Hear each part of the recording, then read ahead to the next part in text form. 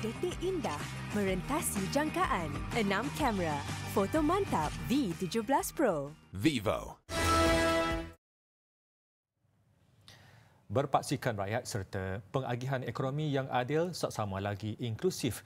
Itu antara intipati utama Wawasan Kemakmuran Bersama WKB 2030 yang bakal dilancarkan Perdana Menteri Tun Dr. Mahathir Mohamad esok. Inisiatif baru itu akan memberi tumpuan dalam merapatkan jurang pendapatan antara negeri, penduduk bandar dan luar bandar. Melaluinya, pembangunan tidak hanya dinilai melalui angka, sebaliknya pengagihan hasil serta kekayaan negara yang lebih adil buat rakyat keseluruhannya sekaligus merapatkan jurang sosioekonomi sedia ada.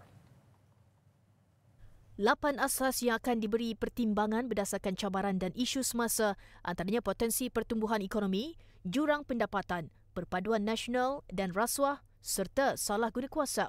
Di bawah wawasan ini, ekonomi Malaysia akan distruktur semula ke arah pembangunan mampan lagi progresif berpaksikan penggunaan teknologi tinggi, inovasi, penyelidikan dan pembangunan R&D. Kesemua paksi itu akan terus disuntik terutamanya dalam sektor pembuatan dan perkhidmatan. Ia dijangka dapat melonjakkan tahap penggunaan teknologi tinggi dalam kedua-dua sektor yang nyata masih rendah. Sumbangan dalam pembuatan jentera dan telekomunikasi akan dipertingkatkan di pelbagai subsektor seperti penghilangan aeroangkasa, jentera optik dan perubatan bagi menambah jumlah aktiviti bernilai tinggi. Kesemua usaha ini dijangka mengurangkan kebergantungan tinggi kepada komoditi sekaligus merendahkan risiko ekonomi negara.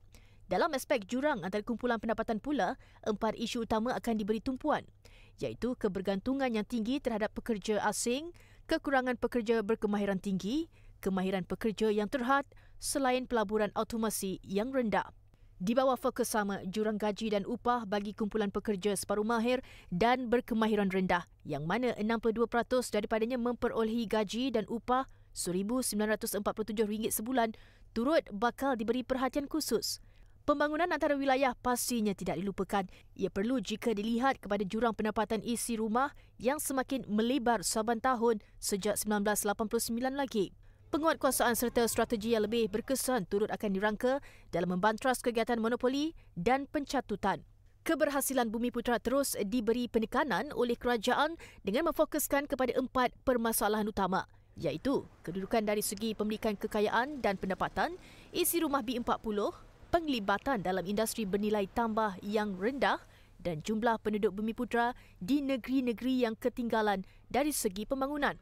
Justru itu, 6 strategi utama digariskan wawasan ini dalam meningkatkan keberhasilan golongan itu. Bagi menilai pencapaian wawasan itu, 10 indikator utama telah ditetapkan.